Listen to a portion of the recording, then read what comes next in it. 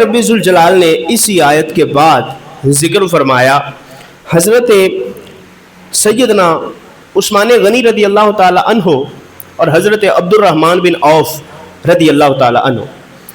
याद रखें ये दो वो सहाबी हैं जो सहाबा कराम में बड़े अमीर कबीर मालो ज़र वाले सहाबा कराम थे। हज़रत अबू बकर सिद्दीक़ रदी अल्लाह ताला अन्हो के पास भी बहुत माल था, हज़रत उस्मान गनी के पास भी, हज़रत अब्दुर्रहमान औफ रदी अल्लाह ताला अन्हुमा इनके पास भी बहुत माल था। अल्लाह ताला ने बहुत नवाज रखा था। हत्ता कि जब एक मौका आया, एक गज़वे का मौका आया, तो हज़रत Abdurrahman bin of, Syedna Abdurrahman bin of रदी अल्लाह ताला अन्हो हमारे आका अलैहिस्सलाम की बारगाह में हाजिर हुए और आपके पास 4000 चांदी के सिक्के मौजूद थे और ला के हुजूर की खिदमत में पेश कर दिए और अर्ज़ की या रसूल अल्लाह सल्लल्लाहु अलैहि वसल्लम, टोटल जो मेरे पास माल था ना वो 8000 सिक्के मौजूद थे चांदी के घर में, और मैंने अपने 8000 सिक्कों में से 4000 आपकी खिदमत में पेश कर दिए हैं। बाकी मैंने अपने घर वालों के लिए छोड़ा है, अपने मज़ीद जो कारोबार वगैरह है उसको आगे बढ़ाने के लिए अलग सूरत हाल है, मगर ये 4000 है जो मैंने या रसूलुल्लाह सल्लल्लाहु अलैहि वसल्लम आपकी बारगाह में पेश कर दिया है। तो रसूलुल्लाह सल्लल्लाहु अलैहि वसल्लम ने हज़रत अब्दुर्रहमान बिन औफ रज़ी अल्लाह ताला अन्हु से फरमाया, ए अब्दुर्रहमान, अल्लाह ताला तेरे उस माल में भी बरकत दे जो तू घर छोड़ के आया है, और अल्लाह इस माल में भी बरकत दे जो तू यहाँ मेरे पास लेके आया है। यानी जब अल्लाह की राह में दिया तो सरकार अलैहिस्सलातु वस्सलाम ने उसके लिए तो दुआ की, लेकिन उस माल के लिए भी दुआ की जो माल हज़रत अब्दुर्रहमान बिन औफ रज़ी अल्लाह ताला अन्हु अपने घर के अंदर छोड़ के आए थे। तो हज़रत अब्दुर्रहमान बिन औफ रज़ी अल्लाह ताला अन्हु ने यहाँ सरकार अलैहिस्सलाम से दुआ ली और फिर हज़रत उस्मान गनी रज़ी अल्लाह ताला अन्हु आप रसूलुल्लाह सल्लल्लाहु अलैहि वसल्लम की बारगाह में हाजिर हुए थे ग़ज़वा तबूक के मौका पर, और 1000 ऊंट सरकार सल्लल्लाहु अलैहि वसल्लम की खिदमत में पेश किए। 1000 ऊंट, तसव्वुर करो, सोचो यार, 1000 ऊंट उस दौर में अल्लाह ताला ने माल कितना अता फरमाया था हज़रत उस्मान गनी रज़ी अल्लाह ताला। 1000 ऊंट भी दिया और साथ उसकी जो कजावा होता है, ऊपर रखने वाला कजावा, काठी जिसको बोलते हैं, उसके नीचे रखने वाला जो कपड़ा होता है वो वाला भी दिया, पेश किया। और साथ साथ सिर्फ ये नहीं, 1000 सोने के सिक्के भी पेश किए सरकार की बारगाह में। 1000 ऊंट भी पेश किया, 1000 सोने का सिक्का भी पेश किया। तो यहाँ से पता क्या चला, हज़ूर इस्लाम ने कभी हज़रत उस्मान गनी या हज़रत अब्दुर्रहमान बिन औफ या हज़रत अबू बकर सिद्दीक़ को ये नहीं फरमाया था कि तुम इतनी कमाई क्यों कर रहे हो, इतना पैसा क्यों कमा रहे हो, सब कुछ बस अल्लाह की राह में दे दो और बिल्कुल फ़क्र वाली सादा ज़िंदगी गुजारो, देखने में तुम बस फ़कीर फ़कीर लगो। नहीं, नबी अलैहिस्सलातु वस्सलाम ने कभी मना नहीं किया। क्यों? हुजूर बताना चाहते थे कि दीन का काम पैसे के ज़रिए भी होगा, दीन का मकाम जो है वो माल के ज़रिए होगा। अब उस वक़्त जो जंगें हुई उनमें ऊँटों की ज़रूरत, घोड़ों की ज़रूरत, इन तमाम चीज़ों की ज़रूरत थी। तो सरकार दो आलम सल्लल्लाहु अलैहि वसल्लम के सहाबा जो अमीर थे वही पेश करते रहे हुजूर इस्लाम की खिदमत। आज भी मसाजिद, मदारिस, फलाही काम जो भी होते हैं उनको ज़रूरत मालो ज़र की होती है। अल्लाह ताला ने हर बंदे को इम्तिहान में रब्बी ज़ुल जलाल ने डाला हुआ है। बाज़ लोग ऐसे होते हैं जिन्हें दीन का काम करने का शौक़ होता है बहुत ज़्यादा, लेकिन वसाइल इतने नहीं होते, और बाज़ लोग ऐसे होते हैं जिनके पास वसाइल बड़े होते हैं लेकिन तौफीक ही नहीं होती काम करने की।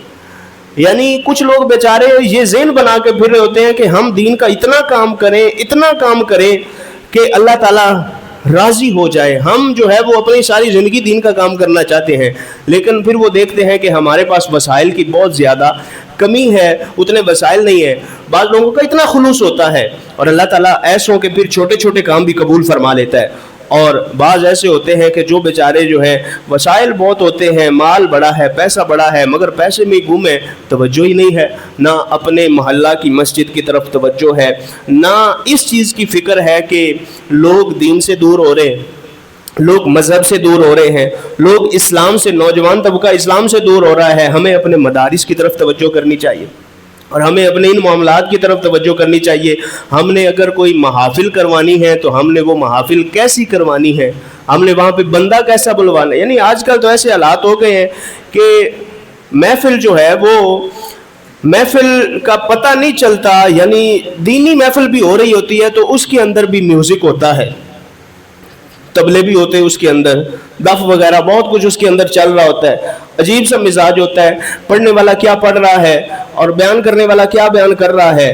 اب دیکھیں نا، کوئی بندہ داڑھی رکھ کے صرف امامہ رکھ کے عالم دین تو نہیں بن جائے گا، یا بن جائے گا؟ آپ میں سے کوئی بندہ، کوئی بھی بندہ داڑھی پوری کر لے، سر پہ امامہ رکھ لے، ہاتھ میں مائک پکڑ کے اسپیکر پکڑ کے جو ہے وہ اسٹیج پہ کھڑا ہو جائے اور کہے جناب جو ہے وہ میں ہی اب بہت بڑا عالم ہوں، میری بات مانو، مجھے فالو کرو، میرے پیچھے چلو، تو ایسا نہیں ہوتا۔ ہر بندہ جس شعبے میں بھی چل رہا ہے اسے، یعنی اس کے پاس اس شعبے کی کوالیفیکیشن ہونی چاہیے، اسے پتہ ہونا چاہیے، نالج ہونی چاہیے، وہ اس شعبے کو اس نے سیکھا ہو۔ اگر کوئی بندہ عالم ہے تو عالم ایسے ہی نہیں بن جاتے، اس کے لیے بہت خون پسینہ ایک کرنا پڑتا ہے۔ حضرت غوث اعظم رضی اللہ تعالیٰ عنہ نے 25 سال تک باقاعدہ دین پڑھا، ہمارے اسلاف نے 10 15 سال۔ ابھی جو درس نظامی کورس کروایا جاتا ہے تقریباً 9 سال کا درس نظامی کورس ہے، عالم کورس ہے، وہ کروایا جاتا ہے۔ اور ہمارے اس طرح کے بیچارے جو علماء جو پڑھتے ہیں، پڑھتے رہتے ہیں، محنت کرتے ہیں، ان کی طرف توجہ کم ہوتی ہے، اور ایسے لوگ جو بناوٹی ہوتے ہیں اور آرٹیفیشل سے لوگ ہوتے ہیں وہ آگے آ کے پھر بیڑا غرق کرتے ہیں۔ وہ بھی ذمہ دار ہے، عوام بھی ذمہ دار ہے۔ تو خلوص کی کمی ہے، دین کا کام جو ہے وہ پیسے کے ذریعے ہوگا۔ اس چیز کی اہمیت ہمارے آقا صلی اللہ علیہ وسلم کو بھی معلوم تھی، اس لیے سرکار دو عالم صلی اللہ علیہ وسلم آپ نے نہ حضرت عثمان غنی کو منع کیا، نہ حضرت عبد الرحمن بن عوف رضی اللہ تعالیٰ عنہ ان کو منع کیا، اور یہ دونوں نبی علیہ السلام کی بارگاہ میں یوں خدمت کرتے رہے۔ اور حضرت عثمان غنی رضی اللہ تعالیٰ عنہ نے کتنے اونٹ پیش کیے تھے؟ 1000۔ کتنے؟ 1000 اونٹ پیش کیا، سرکار راضی ہوئے، اور پھر 1000 سونے کے سکے پیش کیے تو نبی علیہ الصلوۃ والسلام کی نا لا کے جھولی میں رکھے، تو نبی علیہ الصلوۃ والسلام یوں ان سکوں کو ایسے پکڑتے اور الٹ پلٹ کرتے تھے نبی علیہ الصلوۃ والسلام ان سکوں کو، اور ساتھ یہ فرماتے چلے جاتے ما بر عثمان ما عمل بعد اليوم، آج کے بعد عثمان جو عمل بھی کرے گا اسے کوئی نقصان نہیں ہوگا، اللہ تعالیٰ نے ہمیشہ کے لیے عثمان کی بخشش فرما دی ہے۔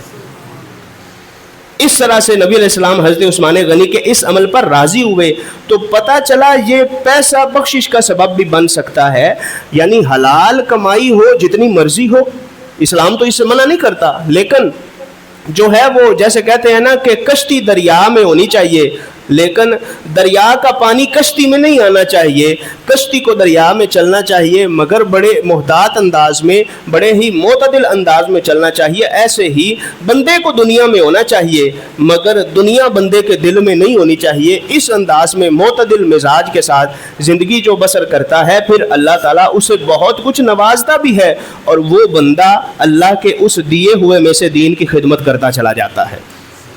تو یہ صحابہ کرام رضی اللہ تعالیٰ عنہ کا مزاج تھا۔ اب جب حضرت عثمان رضی اللہ تعالیٰ عنہ آپ نے 1000 اونٹ پیش کیے نا سرکار کی بارگاہ میں، اور 1000 سونے کے سکے پیش کیے، اب یہ کوئی قصہ کہانی نہیں، یہ ایک حقیقت ہے۔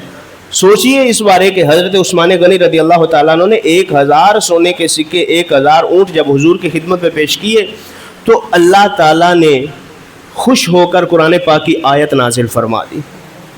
حضرت عثمان اور حضرت عبد الرحمن بن عوف کی شان میں یہ قرآن پاک کی آیت نازل ہوئی کہ الذین ينفقون اموالهم فی سبیل اللہ، وہ لوگ جو اللہ کی راہ میں مال خرچ کرتے ہیں۔ اب دیکھو یہ مالداروں کے لیے آیت نازل ہوئی ہے، جن کے پاس پیسہ ہے ان کے لیے اللہ تعالیٰ نے یہ خاص طور پہ آیت نازل فرمائی ہے کہ وہ لوگ جو اللہ تعالیٰ کی راہ میں خرچ کرتے ہیں، ثم لا يتبعون ما انفقوا منا ولا اذى، پیسہ خرچ کرنے کے بعد پھر احسان نہیں جتلاتے۔ اصل بات یہ ہے ہمیں ہر چیز کا حساب چاہیے ہوتا ہے، ہم جہاں پیسہ لگا لیں پھر اس کے پیچھے پیچھے پھرتے ہوتے ہیں کہ ہم نے جو اللہ کی راہ میں پیسے خرچ کیے ہیں وہ پیسے گئے کدھر، کیا ہوا، کیا بنا، اور ہم جو ہیں وہ مالک بن جاتے ہیں۔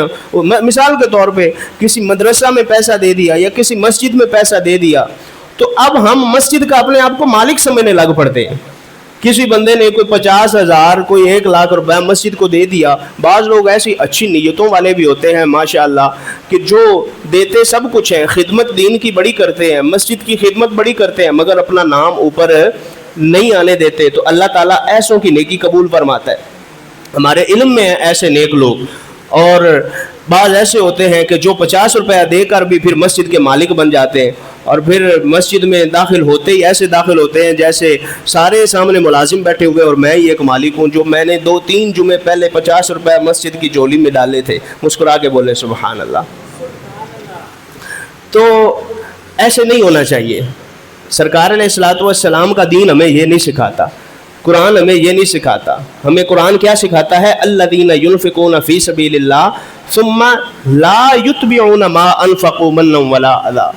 پھر اس کے بعد وہ احسان نہیں جتلاتے, ولا اذى, لوگوں کو تکلیف بھی نہیں دیتے, احسان بھی نہیں جتلاتے اور لوگوں کو تکلیف بھی نہیں دیتے, لوگوں کو تنگ بھی, مسجد میں آ کر لوگوں کو تنگ بھی نہیں کرتے. یار ایسا پیسہ دینے سے بہتر ہے بندہ نہ دے. دین کی ایسی خدمت کرنے سے بہتر ہے بندہ دین کی خدمت نہ کرے جس کے بعد بندے نے 100 باتیں کرنی اور اپنے آپ کو پتہ نہیں کیا سمجھنا ہو. لیکن جو اچھی نیتوں والے ہوتے ہیں, حضرت عثمان غنی رضی اللہ تعالیٰ عنہ کی سیرت پہ عمل کرنے والے, حضرت عبد الرحمن بن عوف کی سیرت پہ عمل کرنے والے, ان کے بارے اللہ تعالیٰ پھر قرآن کی آیت بھی نازل فرما دیتا ہے. اور یہ آیت نازل کی اللہ تعالیٰ نے ان ہستیوں کی شان میں, اور کہا کہ وہ لوگ جو اللہ کی راہ میں خرچ کرتے ہیں پھر احسان بھی نہیں جتلاتے, تکلیف بھی نہیں دیتے. یہ شان کن کی بیان ہو رہی ہے؟ حضرت عثمان غنی. بولیے حضرت عثمان غنی اور حضرت عبد الرحمن بن عوف, حضرت عبد الرحمن بن عوف رضی اللہ تعالیٰ عنہ کی, کہ یہ وہ لوگ ہیں جو دین کی خدمت بھی کرتے ہیں, دین کی خدمت کرنے کے بعد پھر لوگوں کو تنگ بھی نہیں کرتے, احسان بھی نہیں جتلاتے. ان کے لیے اللہ تعالیٰ نے تیار کیا کر رکھا ہے؟ اللہ تعالیٰ فرماتا ہے لہم اجرہم عند ربہم. فرمایا یہ چھوڑ دیں, بس ذہن سے نکال دیں کہ ہمیں کیا ملے گا. ان کا اجر اللہ تعالیٰ کی بارگاہ میں موجود ہے. وہ قیامت کا دن آئے گا تو اللہ عطا فرمائے گا. ہاں ایک جھلک اس میں سے آگے بتا دی, وہ یہ ہے وَلَا خَوْفٌ عَلَيْهِمْ وَلَا هُمْ يَحْزَنُونَ. انہیں کسی قسم کا خوف بھی نہیں اللہ آنے دے گا ان پر, ان کے دماغ پر, ذہن پر, خیال پر, دل پر کوئی خوف, کوئی ڈر ان کے لیے نہیں ہوگا جہنم وغیرہ کا. وَلَا هُمْ يَحْزَنُونَ, اور اللہ تعالیٰ ان کے نزدیک کسی غم کو بھی نہیں آنے دے گا. یہ ایک جھلک ہے ان لوگوں کی جو اللہ کی راہ میں خرچ کر کے پھر بلا دیتے ہیں, پھر احسان نہیں جتلاتے. یہ ایک جھلک بیان کی ہے. فرمایا یہ ایک جھلک ہے کہ انہیں کوئی ڈر نہیں ہے, انہیں کوئی خوف نہیں ہے, ان کے دماغ پر کوئی غم نہیں, اللہ تعالیٰ ان کے نزدیک کوئی غم نہیں آنے دے گا. باقی جو بڑا مین اجر ہے وہ اللہ کی بارگاہ میں موجود ہے. یہ قیامت والے دن جب بارگاہ الہی میں حاضر ہوں گے تو اپنا اجر خود اللہ کی بارگاہ سے حاصل کر لیں گے. تو مال کمانا برا نہیں ہے, مال جتنا مرضی کمائیں, حلال طریقے سے کمائیں اور پھر اس کو صحیح کاموں میں لگائیں, ابواب الخیر میں لگائیں. یعنی جو دینی دروازے ہیں, دینی کام ہیں, ان کے اندر مال کو جب بندہ خرچ کرتا ہے تو اللہ تبارک و تعالیٰ ان سے بہت زیادہ راضی ہو جاتا ہے.